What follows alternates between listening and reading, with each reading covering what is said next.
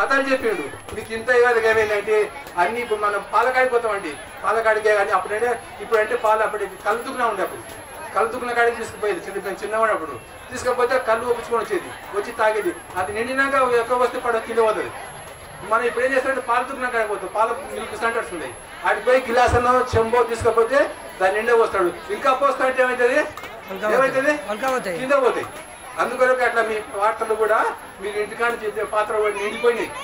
శ్లోకాలు విన్నారు, భజన చేసినారు, మంత్రాలు విన్నారు, కథలు విన్నారు, నిండిపోయింది. ఇంకేమైనా పట్టదా?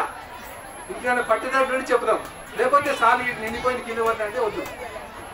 అందుకొరకు గజేంద్ర మోక్షంలో ఏంటంటే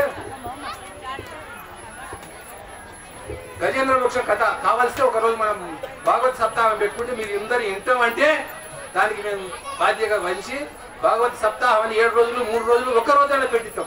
భాగవతం ఏముంటుందంటే భాగవతం అంటే మనం భాగవతం ఉన్నాం అన్నట్టు. అందుకనకు అందులో ఒక పద్యం అన్నమాట.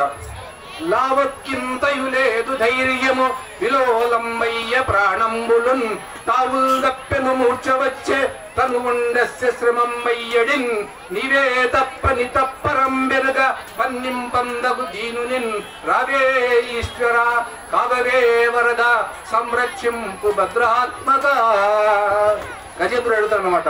అప్పుడు అడుగుతాడు అప్పుడు ఏమంటారంటే అప్పుడు ఈయన ప్రార్థన చేస్తాడు, దేవుడిని ప్రార్థన చేస్తే ఏం చేస్తాడంటే అప్పుడు విష్ణువు వైకుంఠంలో ఉంటాడు, దేవుడు అంటాడు వైకుంఠంలో కైలాసంలో ఉంటాడు. అట్లా ఈయన ప్రార్థన చేస్తే అప్పుడు ఆడున్నాయంటే అలవైకుంఠపురంబులో నగరులో నామూల సౌదంబులో దాపల మందాకి విరంతరామృత సర ప్రాంతేందు కాంతోపలన్ గుదాజిల్లుతున్న అలవైకుంఠపురంబులో నగరులో నామూల సౌదంబులో దాపల మందారవనంతరామృత సర ప్రాంతేందు కాంతోపలత్పలన్ విహరించుతున్న ఆయన బాధ్యతో ఆడుకుంటుంటాడు అనమాట. అప్పుడు ఎదురైపోతున్నాడు. అప్పుడు ఈయన భక్తుడు చెప్తే ఆ మాట విని ఆయన చెప్పడన్నమాట. సిరికింజప్పడు శంకు చక్ర యుగమున్ చేతో సంధింపడు పరివారంబును తీరడ ప్రగపతి మన్నింపడ కరుణికాంతర దమ్మిల్లము చక్కనొక్కడు వివాద ప్రోతిత శ్రీ గుచోపరి చలాంచలమైన వీడడు కదా గజ ప్రాణావనుత్సాహి. గజ ప్రాణం కొరకు అట్లా భార్య చెప్పకుండా తొంగి విడుచుకోకుండా వస్తారనమాట. అంటే దీనికి అందరు లేచిపోతున్నారు, ఎక్కువ టైం తీసుకుంటే బాగుంటుంది, వద్దు ఎక్కువ చెప్తే ఏంటంటే బాగుండదు, తీసుకుంటే లడ్డు కూడా ఎక్కువ తింటే తీసుకొస్తుంది, కడుపుని వస్తుంది. అందుకని మనం భగవన్నామని ఎట్లా అయినా కానీ లడ్డు మైసూరుపాకు పేడ పరమాణం ఏం చేసినా అంటే శక్యత ఉంటుంది. మనం ఎన్ని చేసినా కానీ కార్యక్రమాలలో భగవంతుడు చూడాలి దృష్టి. మన దృష్టి ఎక్కడ ఉండాలంటే భగవంతుని మీద ఉండాలి. అందుకరకు మనం చేసుకుందాం.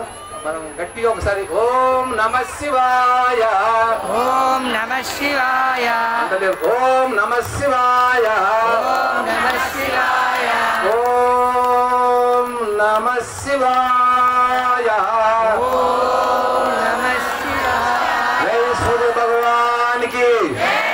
మన కార్యక్రమంలో పాల్గొన్న భక్తులందరికీ, వచ్చిన భక్తులందరికీ, బ్రాహ్మణులందరికీ, సహకరించిన ధర్మదాతలందరికీ పార్వతీపతే హర హర